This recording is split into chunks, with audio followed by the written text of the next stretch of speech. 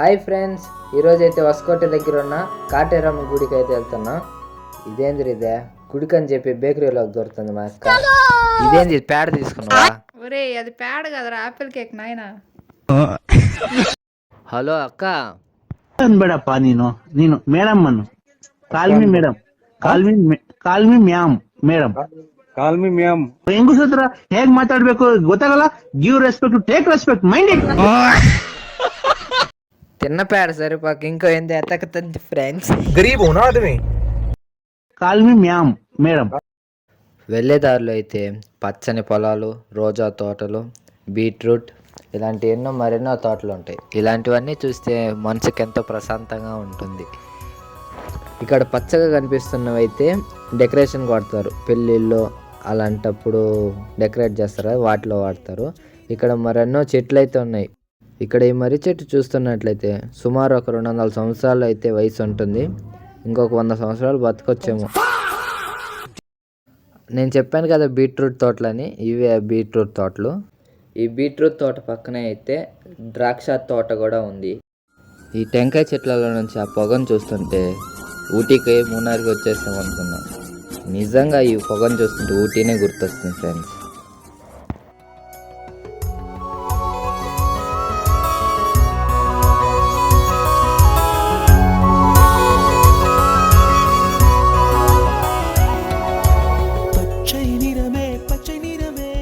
అయితే దాదాపు వచ్చేసాం ఫ్రెండ్స్. ఇక్కడ లెఫ్ట్ తిరిగితే కాటేరమ్మ గుడి. ఇక్కడ ఆటో అండ్ బస్ ఫెసిలిటీస్ కూడా ఉన్నాయి. ఇక్కడ నుంచి అయితే గుడి దాకా మట్టి రోడ్ అయితే ఉంది, కాస్త చూసుకురండి. ఇక్కడ కనిపిస్తున్న స్టాచ్యూ అయితే కాటేరమ్మది కడుతున్నారు. ఇది 250 ఫీట్స్ అయితే ఉంది. ఇంకా కన్స్ట్రక్షన్ అయితే జరుగుతుంది. ఇంకా సింహం కాలు భాగం దాకే వచ్చింది.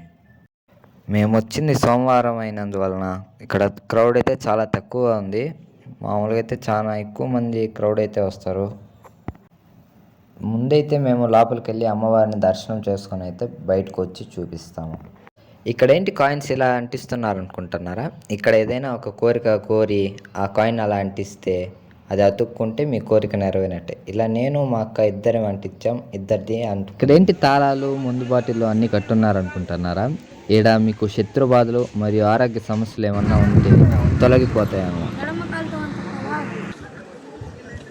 ఇక్కడ ఏంటి నిమ్మకాయతో దిష్టి తీయించుకుంటున్నారు అనుకుంటున్నారా?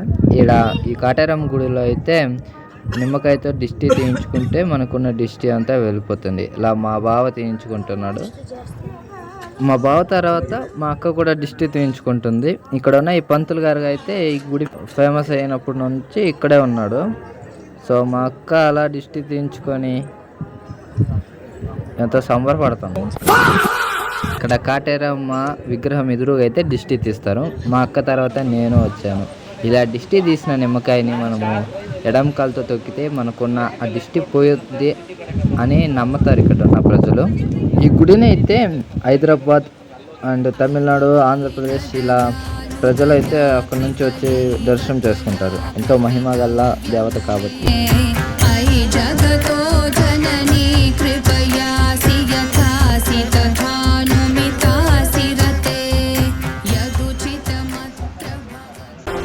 కాటేరమ్మ పలకాలంటే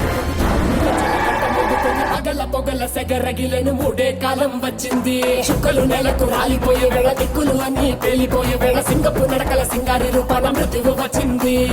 మండే తన కళ్ళు చూసి సూర్యుడే చిన్నబోగ, చలరేగే వేగం చూసి సెలయే అదిరిపోగ, తుకలే కోసి కోసి మెత్తుకేళ్లు పారిస్తుంది.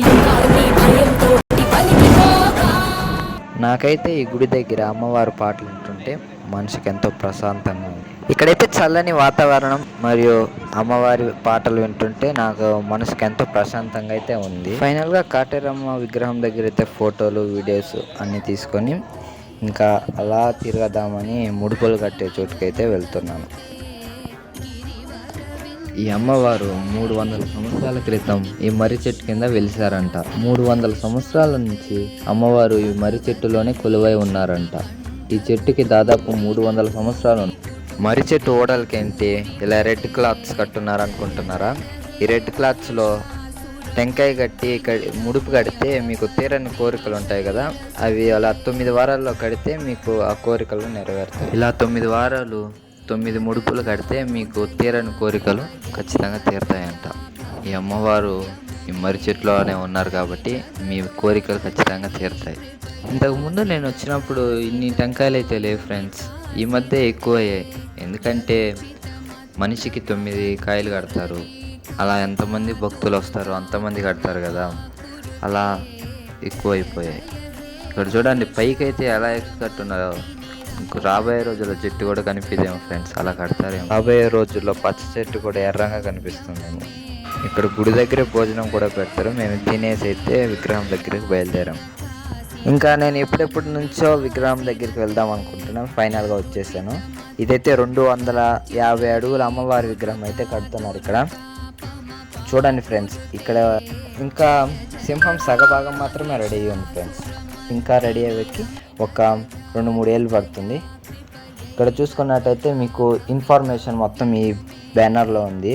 తెలుగులో ఉంది, కన్నడలో లేదు, హిందీ మరియు తమిళ్లో ఉంది. చూసి అయితే మీకు ఫుల్ ఇన్ఫర్మేషన్ తెలుస్తుంది. చూడండి గాయ్స్ ఎంత హైట్ ఉందో ఇప్పుడే. ఆ కడుతున్న విగ్రహాన్ని అయితే దగ్గర నుంచి చూసి నేను మా అక్క బావ అయితే ఇంటికి బయలుదేరాము.